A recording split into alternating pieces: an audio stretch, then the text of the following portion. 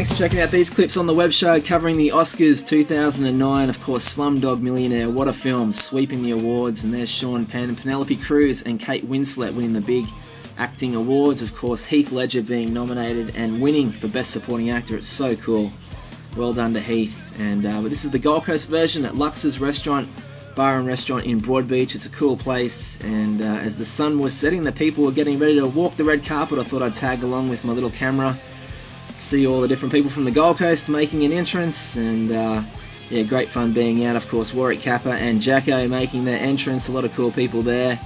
Gold Coast locals, Rod Welford, the Arts Minister, Simon Gallagher there, a great legend of Australian music, Tanya Zayeda, Sophie Formica, and it was great just being there with the camera. Unfortunately, my good one actually broke the morning of this, so I had to grab my old Handycam, so I had no light. It was pretty dark, but here's the first interview of the night. Well, we're in the naughty corner with the man himself, the Whizzer. How are you, buddy? Let's zoom into Tanya's legs. There she is, she's looking.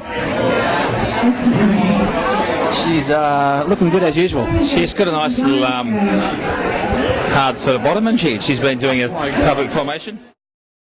Here we are with Jacko at the big party, mate. Yeah, I heard a story before that you've actually been to the Oscars. Is that true? Yeah, that's right. I went to the Oscars, actually rolled up in a truck for the Highwaymen, yeah. I sat next to Lou Gossett Jr., had my hand on his wife's knee the whole night. He was looking at me like, quite funny, actually. He's got a good sense of humour, that guy. No, it was good, but I have actually been there. Anna Marie Lespina, how are you? I'm very well, thank you. Happy Oscars. Thanks. It's very exciting, isn't it? What's your favourite film this year, by the way? Do you think Slumdog Millionaire was just a rocker? You know, I loved it. I absolutely loved it because it was so different to anything else. And I haven't seen like The Reader and some of the other ones, so I can't say who I want to win, but it'd be nice if that did. So what's happening for you here tonight? You're singing? I am. I'm singing, doing 3 songs.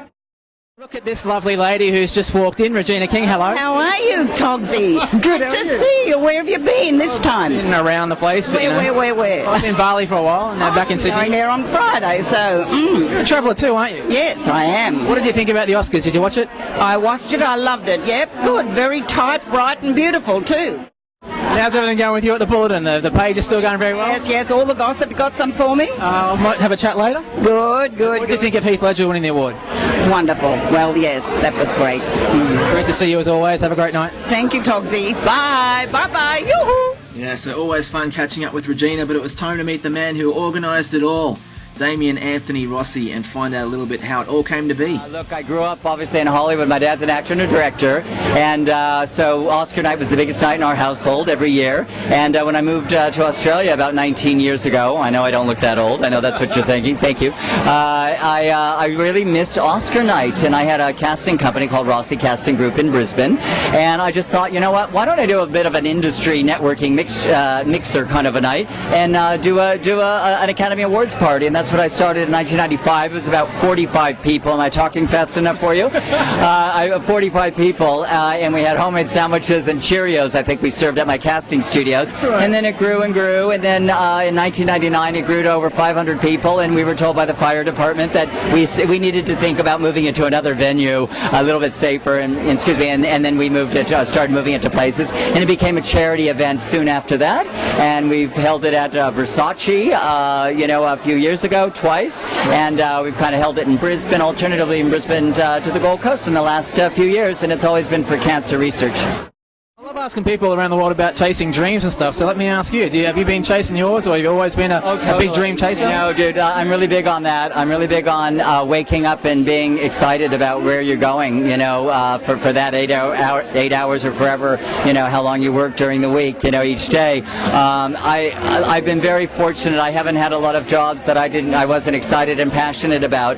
I always knew I had to be in the industry, following my dad's footsteps, I guess. Thank God I didn't get into acting, because I'm a total ham. So I got into being a casting director, and now I do TV presenting and a lot of different things in the media. And I know one thing for sure: I just have to be in the entertainment industry. I couldn't do anything else. So, and I think chasing dreams. I think you always have to. I think this isn't a dress rehearsal. This is it. This is life. The curtain is up.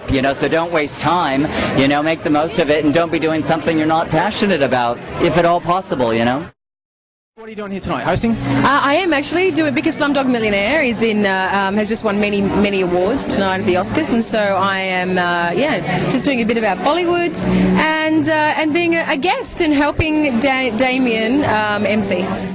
You know I love doing a show that's about people chasing dreams, so let me ask you about you've always been a big dream chaser. Yes, I am. Big dream. Including India?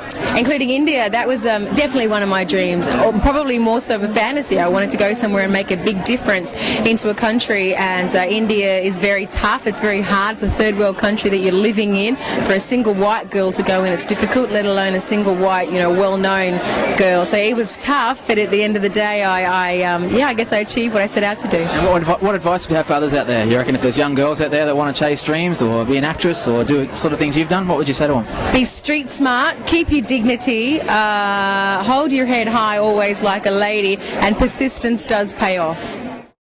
What's your name? My name's Rachel Sutton. Okay, Rachel. You Gold Coast girl? I'm not actually, I'm a London girl. Whoa, what are you doing out here then? I'm married to an Aussie for my sins. Enjoying tonight?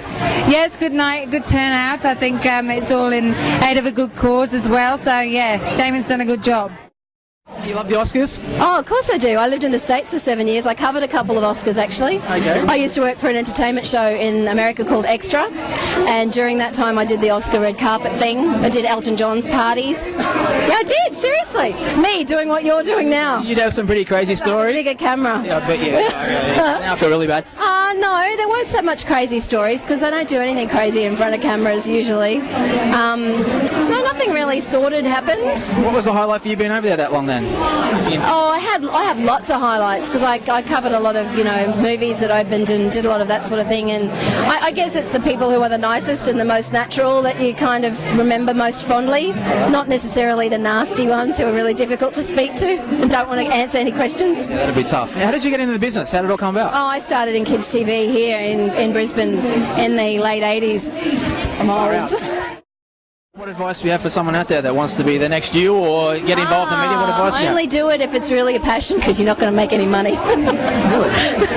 Okay. No, it's a raw.